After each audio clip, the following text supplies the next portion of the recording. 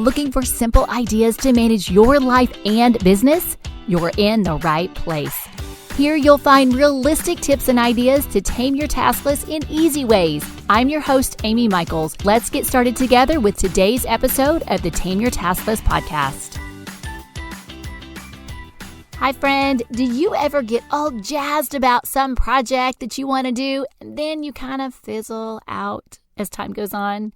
If that's you, you are not alone. In fact, you are in quite good company around here. I think that is just part of being an entrepreneur, is that we have so many ideas. We see so many wonderful places for inspiration in our business, and we want to do all the things like today.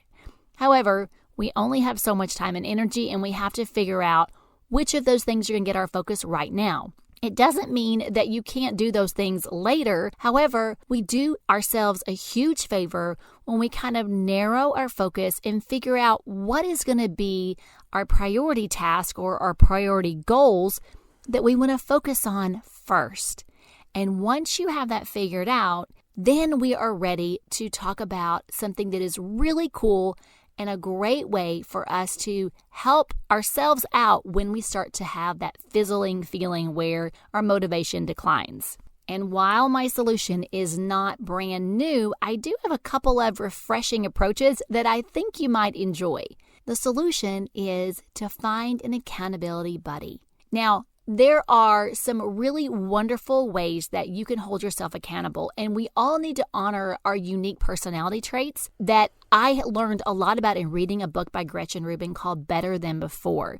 In this book, she explores how people respond to staying motivated based on a different personality type. And we have different personality types in different areas. So you may not need accountability to brush your teeth, or you may not need accountability to wash the dishes every night. However, it may be really hard for you to get up and walk on the treadmill at 5 a.m. without an accountability partner. It just depends on our priorities, our personality types, and she does a great job of explaining it. Now, I'm going to save my favorite tip from that book to share with you in just a minute because it's for an extreme situation. However, accountability does not have to be difficult. It is something that you can do with one of your friends, maybe your sister or your brother, your mom, your dad. It can even be your own children. My kids are my accountability partners, and they don't even know it because I know if I tell my children that I'm going to do something, I want them to know they can trust me to follow through. So I very carefully consider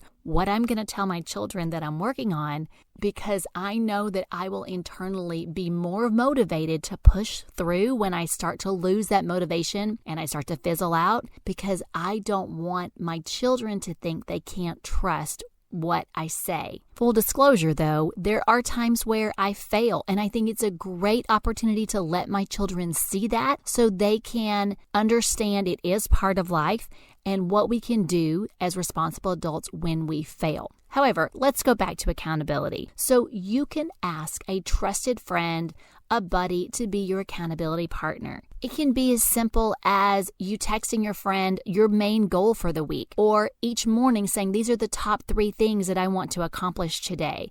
It doesn't have to be complicated. You don't have to have a big group mastermind meeting, although those can be a lot of fun too. It just depends on what works for you right now. My vote is always something really simple, and I would like to encourage you to find an accountability partner. Another option is to hire an accountability coach. When I coach clients that are overwhelmed and they're not exactly sure what to follow through on and where to begin untangling their overwhelm, we sit down and we figure out what focus goal is going to get them either less stress or help them to reach a new level of their business that they want to achieve next. And then I follow up with them twice a week to see how it's going. If they start to struggle or waver, then we figure out why that is and we get the plan revised and get them back on track right away.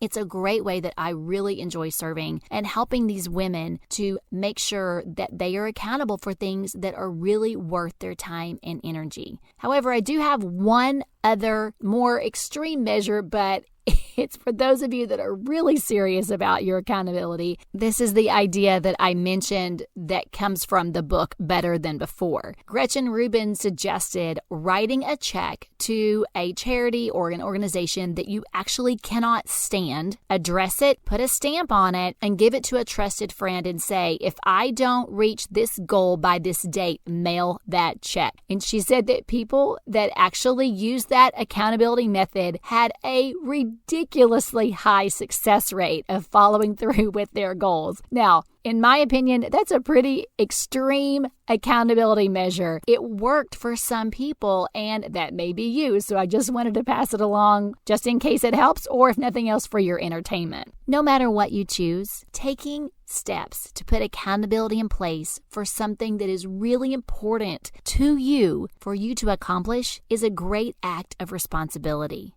This leads us to our accountability action step. This is the part of the podcast where it's one thing for you to nod along and agree, but I really want to gift you some inspiration to take action.